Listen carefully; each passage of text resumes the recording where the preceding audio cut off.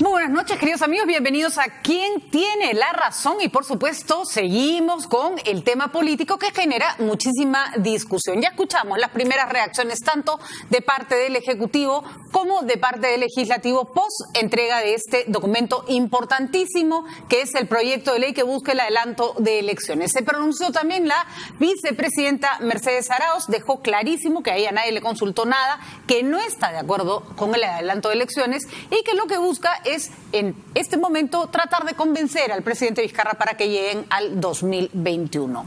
¿Lo logrará? ¿No lo logrará? ¿Qué pasa si el Congreso, no aprueba este proyecto de ley? ¿Cuál es el futuro de Mecha Arauz dentro del gobierno?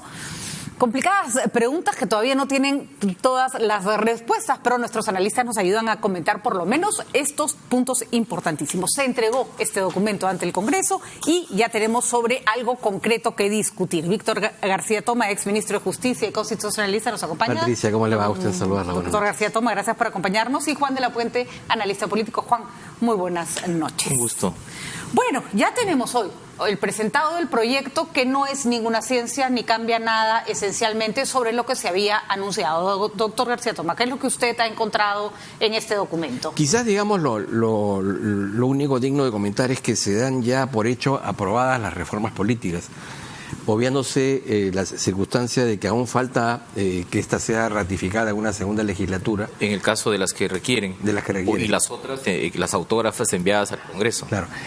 Pero en las que están pendientes de segunda votación, el Congreso, en acto de, digamos, de hostilidad o de rechazo, podría parar esas reformas o modificarlas, ¿no? Entonces, ahí hay una circunstancia que solo el tiempo determinará cuál será el destino final de esas reformas políticas. Uh-huh.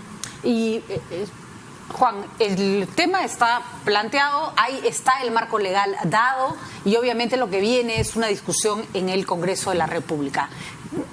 Sobre la base de cuáles van a ser los presupuestos de esta discusión. Obviamente el texto en sí mismo no creo que genere mayor debate.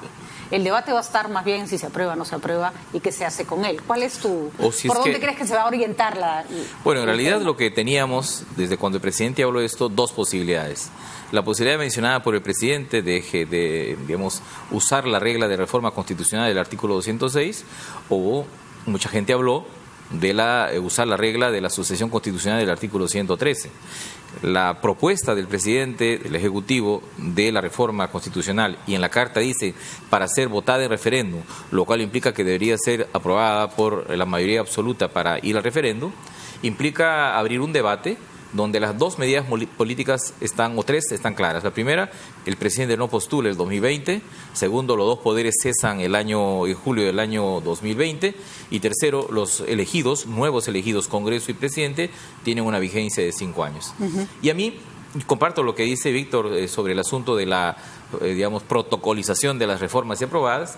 También me ha llamado la atención el hecho de que señalan que los plazos electorales son en este caso excepcionales y no rigen para este proceso las reglas aprobadas en relación a estos. ¿Qué quiere decir?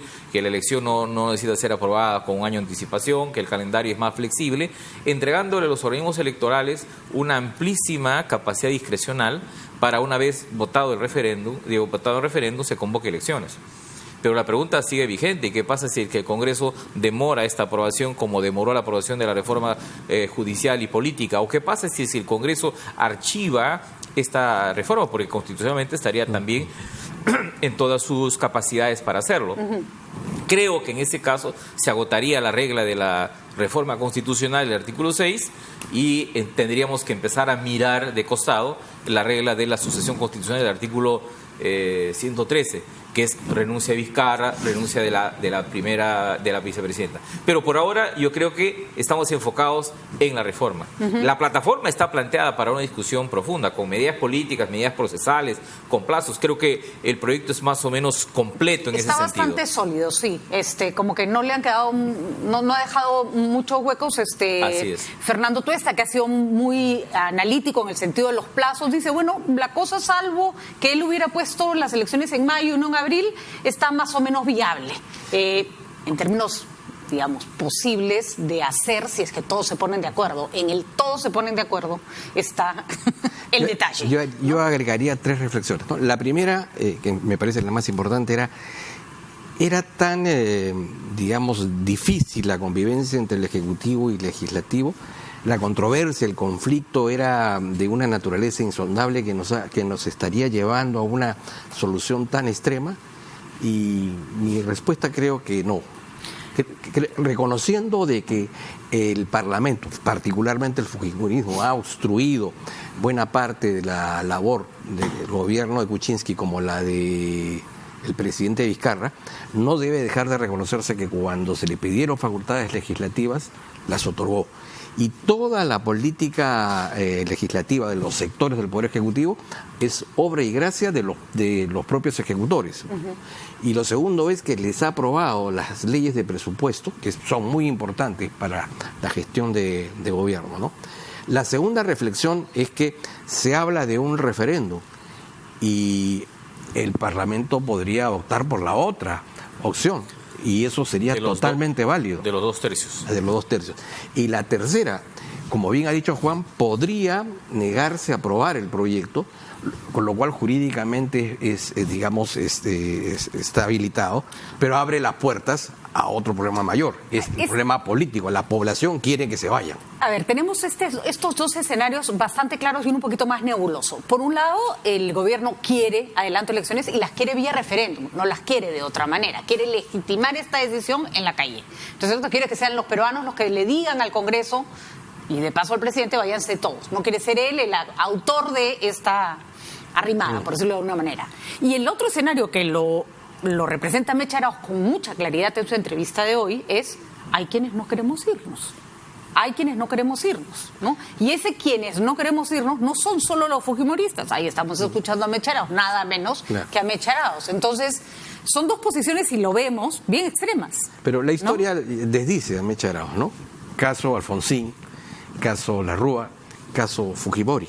Esos parlamentarios fueron elegidos para un periodo mayor y tuvieron que irse porque habían circunstancias políticas que la calle los empujaba a irse a sus casas. Sí. Ese es un escenario que se puede dar. Yo no he visto nada parecido a este Congreso, doctor Bertiento. Por eso sí, estamos totalmente de acuerdo. Yo no sé si siquiera si es posible analizarlos históricamente y compararlos con otros, porque tiene una característica muy particular. Al haberlos herido de muerte con la no reelección, sí. ¿Cuál es su incentivo para hacer esto o no esto en favor del Perú? Bueno, la planilla, ¿no? Pues de un grupo la planilla está... Pesa, ¿no? Otro es no dejar ganar a Vizcarra. Hay mucha rabia contra Vizcarra porque además recordemos que para los fujimoristas Keiko Fujimori está presa por un tema político. Entonces Vizcarra representa este hombre al que hay que darle la contra, ¿no? Y hay un tercer sector, el sector, digamos, político, que no le quiere permitir una posibilidad, digamos, de mediano plazo de retornar a Vizcarra, ¿no? Ahora, me parece muy bien que el enfoque de esta discusión al iniciar el debate político sea un enfoque político y no necesariamente un enfoque legal. Nosotros hemos vivido otras 2 transiciones en los últimos 50 años. No, una es la transición del 77 al 80, de un gobierno autoritario a un gobierno democrático. Y fue una transición pactada, negociada. Y la otra es la transición del 2000 al 2001, que también fue pactada y negociada. Y ahí hemos vivido reglas que no están escritas, pero que me parece que son fundamentales y que hay que recordar, y lo acaba de recordar Víctor. Primero, aquí hay un tema político de fondo. Y entonces es la política la que suministra herramientas con responsabilidad, con mucha creatividad al debate constitucional. No es al revés. Y eso vale también para el asunto de los plazos. En algún momento, de ayer anterior, me daba la impresión que algunos especialistas estaban más preocupados en los plazos que en el fondo del asunto. Que en el fondo del tema. Ahora no, si los plazos no se pudieran ajustar, ahora sí, pues, porque cuando los problemas quedan a merced de los procesalistas, es muy peligroso en política. Yo no digo que no sean importantes, los medios, y además creo que tiene que haber responsabilidad constitucional, todo eso es importante. Y entonces hay que negociar. Y creo que lo que hemos aprendido los peruanos con estas 2 transiciones políticas muy complejas es a negociar. Y lo que se abre es un periodo de discusión, pero también de negociación. En lo que yo difiero del punto de vista de la vicepresidenta Arauz es que ella quiere negociar, pero para quedarse. Y esta situación plantea un debate distinto, negociar para irse. Claro. Lo que pasa es que, a ver, acá hay una cosa que además es un antecedente interesante, y es que cuando iban a vacar a PPK, le pidieron a Vizcarra su renuncia. Se la pidieron expresamente, Meche y PPK, y la respuesta de Vizcarra fue no. Ahí está en el libro que ha salido. Está en el libro de Rafaela León, que se lo recomiendo ampliamente porque da muchas luces sobre el personaje que tenemos ahora al frente. Y no le dio la gana. Y no da mayores detalles, aunque hay mucha información que todavía la gente no quiere confirmar sobre que Vizcarra no atracó porque él tenía la idea de continuar hasta el 2021 y que para eso además recibió el apoyo de los grupos opositores.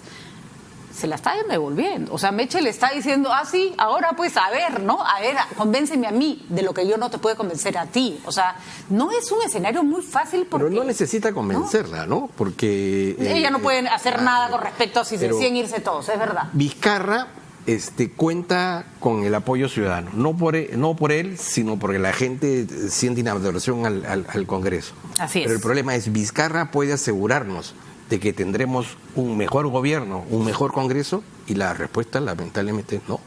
Él no nos puede asegurar que lo que venga sea mejor. En eso yo creo que no se están haciendo cargo porque no pueden hacerse cargo de ese futuro. Juan tiene una mirada menos pesimista que la nuestra, doctor García Toma, porque lo he escuchado conversando antes de entrar. Sí. Él cree que hay posibilidades de la renovación de una clase política. Yo, la verdad que no encuentro mucho de dónde sacar. Creo que, por ejemplo, lo ocurrido con la Junta Nacional de Justicia es que efectivamente no es que se hizo mal, es que no hay mucho material humano cuando las cosas se hacen tan rápido. Entonces necesitas a veces un poquito más de tiempo para que surjan y se organicen y maduren las posibilidades. No ha habido postulantes a la Junta Nacional de Justicia, ¿no? Sí, para mí es clave dos imágenes, ¿no? Primero, la entrevista que dio ayer el ministro de Economía y este empoderamiento en esta conferencia de prensa, porque está el Premier, el ministro de Justicia, que tiene que estar por razones la ministra de Salud, que representa, digamos, los anuncios sociales que hizo el presidente el día 28, y el ministro de Economía. La foto era buena, hay que decir. Y el ministro de Economía dijo ayer una cosa que es interesante, y es que él prefería una incertidumbre corta que una larga. Y eso a mí me genera cierto optimismo. ¿Por qué? Porque yo no creo que con Vizcarra o sin Vizcarra, con Arauz o sin Arauz, este Congreso, superviviendo hasta el 2021, generaría un nivel de incertidumbre tal, ¿no?, con cualquiera de los dos al costado, un nivel de incertidumbre tal, que yo creo que activaría un enorme resentimiento de la gente y sí podría empoderar opciones rupturistas de cualquier lado del 2021. Y aquí aparece como una oportunidad. Podría ser que no aprovechemos, porque también los peruanos hemos desaprovechado muchas oportunidades, pero se abre una ventana de oportunidades para producir lo que yo denomino un desfleme de la sociedad, apurando una definición para evitar una gran incertidumbre y eligiendo un gobierno más fuerte. Tiene razón Víctor cuando dice eso no nos garantiza que tengamos un mejor Congreso. Sí, es cierto, pero creo que caminamos una representación política un poco más mixta, donde se combine los viejos o antiguos partidos o los partidos tradicionales con nuevas representaciones políticas, y eso podría hacer que, aunque de repente el Congreso no sea mejor, ojalá que lo sea, sí tengamos un Ejecutivo fuerte, porque creo que quien hace la política de todos los días, como decía Montesquieu, es el gobierno. De acuerdo, y este esquema tan extraño al que nos llevó esta segunda vuelta tan peleada entre PPK y Keiko Fujimori, estas elecciones tan bizarras que tuvimos, porque hay que reconocerlo, más allá de cómo se comporta o no se comporta este gobierno, tuvimos las elecciones más raras del mundo. Se caían candidatos con posibilidades todos los días, la cosa se iba resumiendo en pocos candidatos, no en función de sus propuestas, sino de a quién tachaba la OMP. O sea, fueron unas elecciones peor, Patricia, rarísimas. Cuando se dio el resultado final, la mayoría dijeron qué suerte. Son dos agrupaciones que tienen el mismo programa económico. Y mira tú, ¿cómo no fue si lo hubieran tenido distinto? Y claramente esa representación tan bizarra de un Congreso fuertísimo y un Ejecutivo debilísimo, no creo que volvamos a tener, ¿no? Es probable que no, porque no creo que haya mayorías absolutas en el próximo Congreso. Y una cosa que me parece que es clave, y es que si uno adelanta el proceso electoral y hace que los electores nuevamente formen la representación, no solo se le está dando posibilidades de participar al elector, sino también al militante del partido. Juan, porque creo que los militantes del partido han estado marginados de este debate, sea obstruccionista o no. Yo creo que lo fue de los últimos 3 años. Juan, y me parece que sea injusto que se tomen decisiones en nombre de ellos en un proceso donde deberían estar presentes en voz y, si es mejor, en acción. Para que se cumpla tu designio, requieres y necesitas modificar la regla de la cifra repartidora. que es la que ha generado que teniendo el 36% de los votos, el fujimorismo tenga 73 congresistas. Así es, que no, esa regla no ha sido modificada no y se puede volver a dar. Felizmente tenemos 2 meses por lo menos y quizás 2 meses y medio para un debate. Y creo que en esos meses debería no solo consolidarse algunas reformas que se han planteado, que están aprobados. Supongo que podría aprobarse la ratificación de algunas reformas constitucionales, promulgar las que se han hecho, pero ir si es que hay voluntad pues de pacto. Por eso es importante negociar. Porque en una transición, si no hay negociación, ¿qué viene? Revolución. Entonces ese es el sentido de una transición.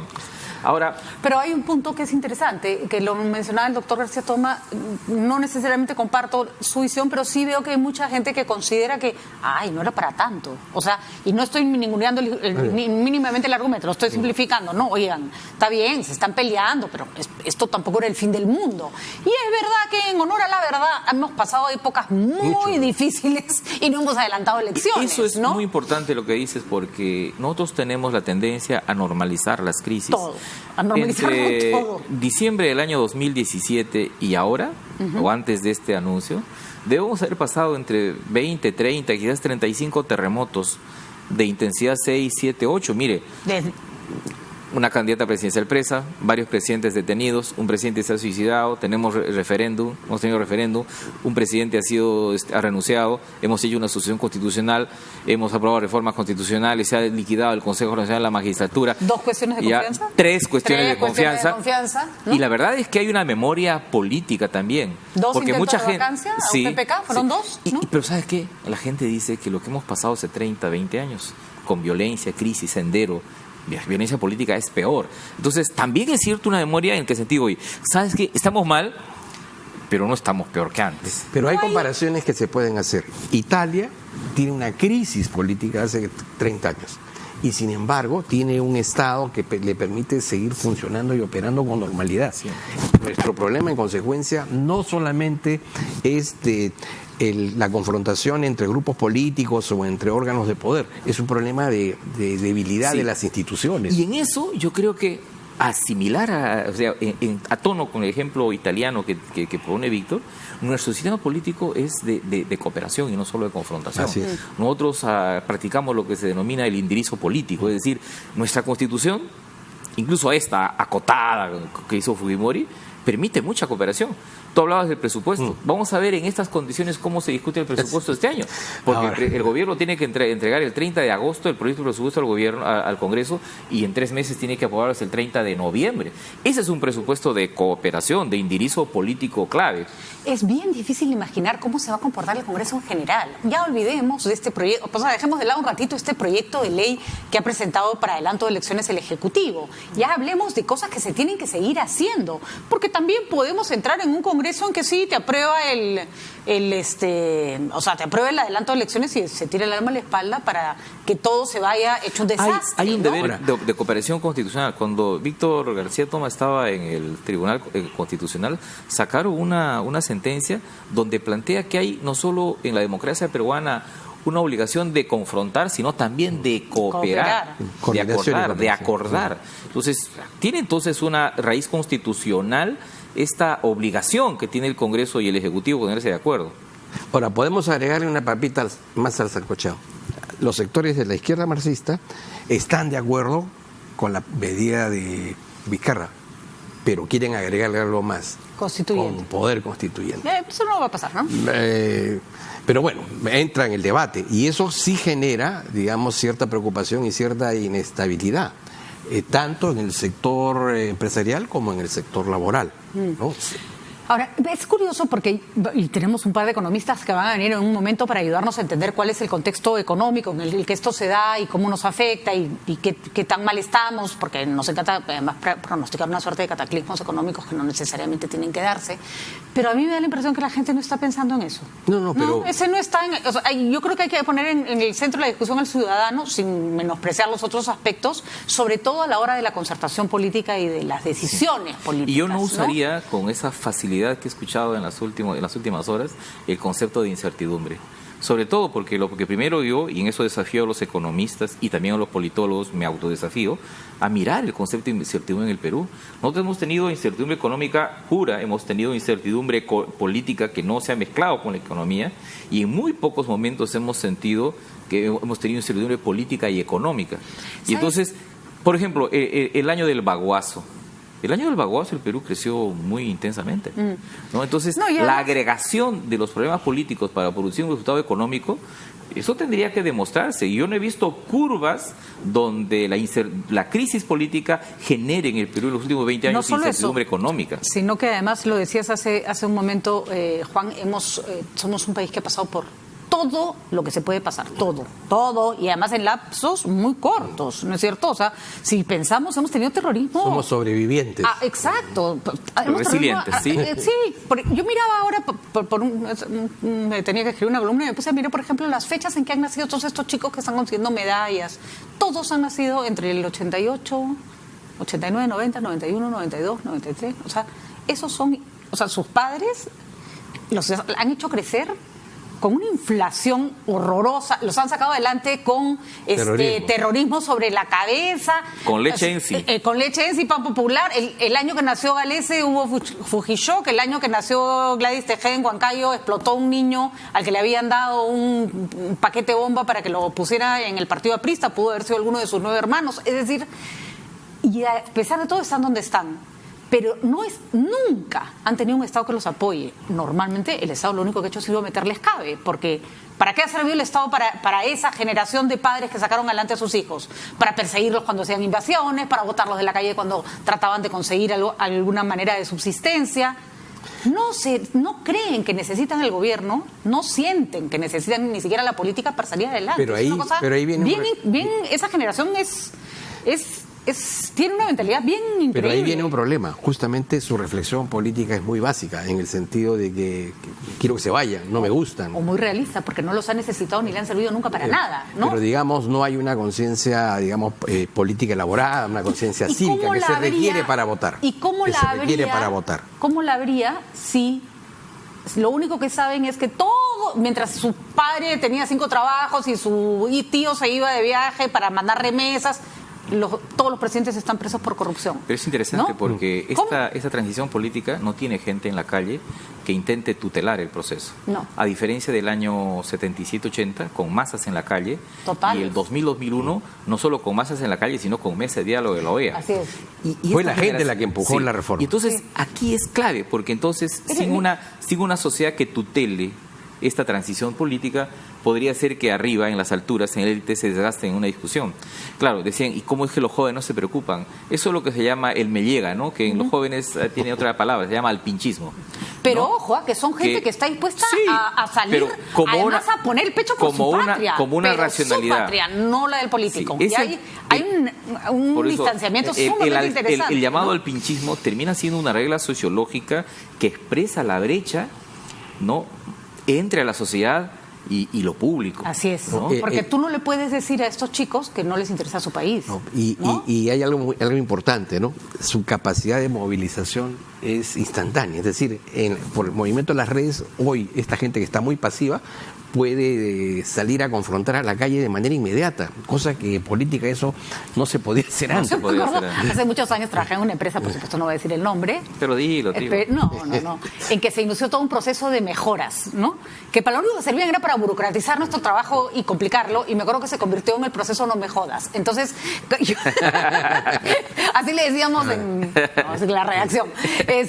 Y yo a veces pienso que la ciudadanía tiene un poquito esa sensación con el Estado, con el gobierno, con los políticos. O sea, no te pido nada, pero no me fastidies. Yo escuché el mensaje presidencial en Posuso, ¿no? Estuve el 28 en Posuso y le comentaba a Víctor que la sensación de estas arremetidas, rupturas, desenlaces que se plantean en el mensaje presidencial son vividos en otro tiempo político fuera de Lima, en el sentido que, oye, pero ya, ¿no? Con una sensación de hartazgo y de apuro que probablemente en Lima no se siente de esa manera. No olvidemos que el presidente había bajado había bajado 20 puntos en el sur en la última medición que hizo IEP y había subido 5 en Lima, lo cual implicaba que tenemos un país también en dos velocidades, ¿no? Sí. Ahora, y si hay esta suerte como de hijos de la sobrevivencia, ¿no? Por decirlo de alguna manera, que tuvo que mirar a la costa.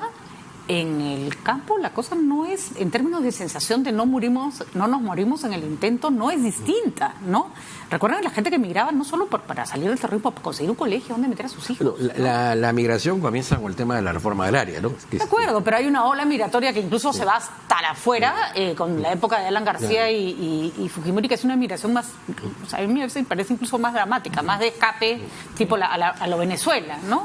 Hay dos cosas que... Y no sé cómo combinar esa sensación de ese Perú que sale adelante a pesar de todo con esta política. No encuentro dónde está el link. Pero además hay dos cosas que hay que decir. La primera es qué podemos esperar de este gobierno en el tiempo que se ha autoestablecido. Y lo segundo es, bueno, tenemos un nuevo presidente del Congreso. ¿Podemos esperar algo de Olaechea? Ese punto es interesante. ¿Tú ves a Olaechea puede desmarcarse del fujimorismo para tener una actitud más dialogante, que hasta ahora el fujimorismo, no vamos a decir que tampoco ha salido con un hacha, pero no parece estar con muchas ganas de diálogo? Yo creo que hay algunas voces que en el Congreso deberían ser escuchadas en relación al Congreso. Por ejemplo, no he escuchado todavía la opinión de Keiko Fujimori, de acuerdo, que yo creo que va a ser fundamental. Y en el caso de Olaechea, él se está recién produciendo como político. En algunas de las expresiones públicas que ha tenido ha cometido algunos errores, pero creo que, por ejemplo, también desde el lado crítico al fujimorismo, por ejemplo, lo que ha dicho hoy día Mercedes Arauz es, oye, es una persona dialogante. Él va a tener que construirse como un garante de la relación entre el Congreso y el Ejecutivo, no tanto como un aliado de uno u otro, porque si él no lo es, lo va a tener que hacer el presidente de la Comisión o presidenta de la Comisión de Constitución. Entonces, esto también opera como una enorme oportunidad para él. Probablemente su elección estaba planteada con otros códigos, con el código del líder o el presidente de un Congreso que iba a confrontar al Ejecutivo. Porque además su discurso de investidura como presidente del Congreso fue casi como diciendo, vamos a gobernar desde el Congreso. Acá, eso se ha acabado. Eso se ha acabado, ¿no? Entonces tiene que redefinir su rol. Absolutamente. Y se puede producir también otra dinámica, que como el Congreso tiene sus tiempos, va a haber un periodo en el que tengan que renovar las comisiones, va a haber una gran disputa por la Comisión de Constitución, y eso tenga algunos días. Y paralelamente hay hechos que no se pueden obviar, como por ejemplo el de Tía María. Lo que hoy es un tema importante y urgente pueda de alguna manera pasar a un segundo plano. Puede pasar. De hecho, ya pasó, Tía María. No significa que no sea un conflicto importante, pero ya pasó. En la opinión pública ya no es un tema. No, pero ahora, hay un paro general el 5. De acuerdo, y justamente el paro responde a que están saliendo del mapa, pues, ¿no? El mapa de la discusión, te fijas, es tu paro para póngale que usted una muerte ahí y porque esa es una forma también de participar en este contexto de la gente. Porque a veces uno tiene en la cabeza mecanismos muy formales de participación. Cree que la gente va a salir con su cartel y va a decir que va a participar, cuando en realidad hay muchas formas. No, claro. Tú decías cómo mirar lo que está pasando, y yo sugeriría que en análisis hayan dos cosas. Primero, hay que desagregar muchísimo. No se puede analizar ni desde la política, ni desde la economía y ni desde el derecho lo que está pasando sin desagregar. Tenemos una tendencia a agregar todo. Y segundo, hay que usar los conceptos de manera responsable. Por ejemplo, decir, esta es una crisis no nos dice nada. Esta es una crisis de qué y para qué y cómo nos va diciendo. Hemos escuchado voces muy interesantes, incluso discrepancias muy interesantes y cosas como te dicen, esto es Venezuela. No, pues no, o sea, claro. Pongámonos un poco serios, lógico, porque la gente también se cansa. Porque este es el discursos. único referéndum de los últimos 10 o 20 años en América Latina que hace que fomente un presidente no para quedarse en el poder, sino para salir. Por ejemplo. Y como en la parte final del fujimorismo necesitamos que las organizaciones políticas unifiquen sus posiciones en torno a alguien que ejerza un liderazgo. Que no sean voces diferentes. Y que cualquiera sea su postura, manejen un nivel de debate alturado y creíble, porque yo creo que cuando la gente empieza a escuchar a políticos, no sé, decir cosas como, claro, como Vizcarra es un inepto que no sabe gobernar y ya se quiere ir, ha planteado esto. Sí, pues. No, pues eso no se lo cree nadie. Eso es para las tribunas, no es para el debate ¿para serio. ¿Para qué tribuna? Para una tribuna que no existe, porque porque por más que lo repitas no se va a hacer realidad. O el aprovechar, ¿no? la racionalidad económica, que es importante, porque hay una preocupación en los sectores económicos, y decir, no, ya, el país está parado. Y la verdad es que el país no está parado. Anteayer acaba de decir Piñera que Chile y Perú van a crecer a tasas que para él no son despreciables. Y yo creo que podríamos crecer, por supuesto. Si nosotros arrastramos 8 años de un crecimiento que no tuvimos por algunas dificultades políticas, probablemente sumando esto tendría más de 10 puntos de PBI, ¿no? Parte de nuestra identidad nacional también. O sea que... Y así como el alpinchismo es una regla sociológica, también el pesimismo es una regla sociológica. Sí, Decimos, estamos mal y vamos a estar peor. Yo creo que hay una cosa distinta. Yo creo que hay un alpinchismo con respecto a la política y a la institucionalidad, no a la nacional. Es una cosa distinta. Hay como un segundo nivel de identidad nacional, de participación social, que se ha desmarcado, pero que a la que sí le importa a su país. El fútbol, ¿no? por ejemplo, es un elemento de aglutinación. Yo no creo que el fútbol sea lo que nos ha unido. Yo creo que el fútbol, los panamericanos, la comida, los bailes, la inauguración de los juegos, es el resultado de algo que se venía cocinando desde hace mucho tiempo y que ahora, ¡plin!, ¿no? De pronto todo encontró una manera de empezar a expresarse. Y los políticos siguen, como digo yo, a veces tuve que cruzar a Gladys Tejeda la meta y te imaginas al Congreso jalándola para atrás, ¿no? Es interesante esa referencia al deporte, porque tengo la impresión que todavía, a varios días del anuncio del presidente, se está jugando un partido en un estadio sin público. Sí. Porque la gente está afuera, no está en las tribunas. Está en otra, sí. Y además porque cada vez que se asoma a ver cómo va ese partido le importa un pepino lo que están haciendo, porque están pateando para cualquier parte, ¿no? Pero ya que estamos en la referencia deportiva, los panamericanos son la mejor forma, que los plazos en el Perú son relativos, son secundarios. Totalmente. Tenemos la capacidad de... Totalmente. ¿Cómo hemos llegado? Ahora, la gran Totalmente de pregunta acuerdo. es, ¿el adelanto de elecciones empeorará las cosas? No lo vamos a saber hasta que ocurra, si es que ocurre, por cierto. Pero es obligación de todos el imaginar eso, ¿no? Exacto. Y sí creo que, en todo caso, y en eso estoy totalmente de acuerdo con Juan, tampoco estamos pasando del paraíso al infierno. O sea, hace rato que no vivimos en un paraíso y hace tiempo que la cosa estaba mal. La idea es, puede estar peor si cambiamos de Congreso y de presidente. Vaya usted a saber. Vaya usted a saber. Nadie sabía lo que iba a pasar cuando viniera Vizcarra. Peor que PPK no fue. ¿No? Por ejemplo, peor que PPK no fue. Pero no es muy estimulante el ejemplo. Bueno, pero a ver, yo sí les preguntaría si ustedes se imaginaron Vizcarra en algún escenario, por ejemplo, cuando iba a asumir o cuando iba a caer PPK. ¿Se imaginaron un Vizcarra como este? No, pero en general yo creía, desde que cuando se planteó la primera vacancia de PPK, yo lo escribí, lo dije, alguna gente me tiró piedras, que aquí caminábamos hacia un adelanto de elecciones. Y una segunda cosa de que dije cuando asumió Vizcarra es que Vizcarra era un gobierno de transición. Y también me cayó un palo, ¿no? Yo recuerdo, y esa fue una posición bastante clara, y creo que Vizcarra siempre se ha asumido como un presidente de transición. Lo que no teníamos idea es que iba a asumir ese rol, digamos, pero ¿no? El problema de Vizcarra, para comenzar, es que no ha tenido la capacidad de poder mantener, digamos... su coalición. Su coalición. Se ha diluido su coalición. Se ha diluido su coalición, cada vez está más solo y el Congreso también más disperso, pero eso lo único que ha generado es un escenario de caos del que tenemos que salir de alguna manera. Vamos a ver, señores. Yo creo que el debate ni siquiera ha asomado, porque la gente los congresistas están todavía midiendo en qué lugar se van a parar, ¿no? Sí. Antes las abuelitas decían, Dios nos coja confesado. Sí. Claro. Y yo creo que cada uno que se ha disparado ha tenido que retroceder un poco, ¿no? Pero tengo la sensación que en esta idea peruana, muy peruana, de normalizar la crisis, existe un rescoldo que te permite ser optimista, y de ese punto de vista yo lo soy. A mí me encanta tu optimismo, Juan. Yo por eso siempre te leo, porque cuando siento que ya todo no tiene solución, se va al cacho, no sé qué, leo a Juan y digo, ok, tenemos esperanza. Te recomiendo, doctor García Tomé, que lo más seguido, a ver, que se va a dar cuenta que las cosas no están tan mal. Me voy a juntar más con él para que me transmita. No, pero Víctor ha estado muy optimista hoy día, ¿no? Sí, es verdad. Hay que mantenerla, como yo digo, mientras tengamos algo de qué reírnos y no nos echemos todos a llorar, por lo menos tendremos esperanza. Muchísimas gracias, señores. Gracias también. Nosotros nos vamos rapidito a una pausa. Ya están con nosotros Alonso Segura y Diego Macera, economistas. Nos van a hablar sobre cuán real es este asunto de que nos vamos a ir a pique si es que cambiamos de gobierno antes de tiempo. Algunos presentan unos escenarios apocalípticos. Vamos a analizarlos con seriedad.